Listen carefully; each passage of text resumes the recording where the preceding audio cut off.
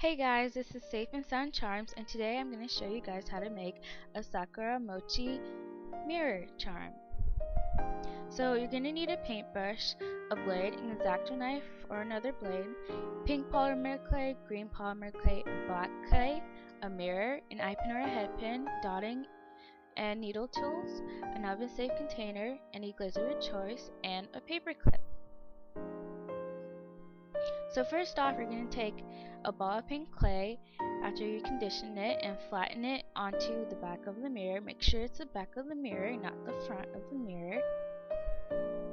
And pat it down and roll it around on the side to make it shaped like a dome. You don't want it to be too flat. You want it to be more 3D and have a little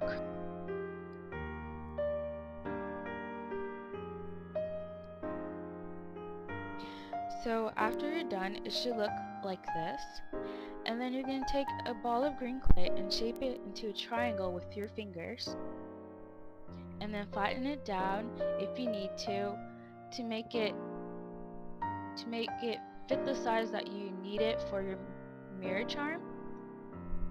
And then flatten it on top of the pink dome, and when you do this, you might have some excess clay, so cut it off with an X-Acto knife or blade and smooth it and blend as much as you need to. And then you can now start texturing the clay, the green clay, so that it would look like an actual leaf with lines and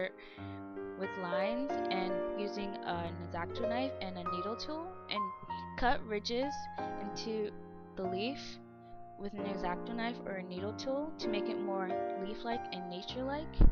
And when you're doing this, you might have to go back and fill in and define any texture that was lost and smooth out any places that were messed up.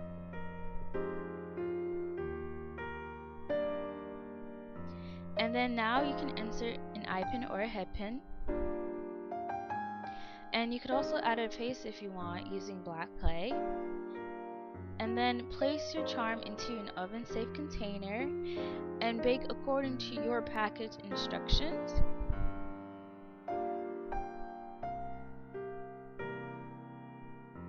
And it should look like this after it's baked. Varathane polyurethane gloss glaze, and I'm setting that aside. And then add a paperclip to your charm for glazing so that it's easier for you to glaze, either if you want to glaze. I don't recommend dipping because then you'll get it all over your mirror charm. So glaze your charms to make it nice and glossy. If you don't want it to be glazed, don't. Then leave it how it is and hang it up to dry. And it should look like this when you're done. And ta-da!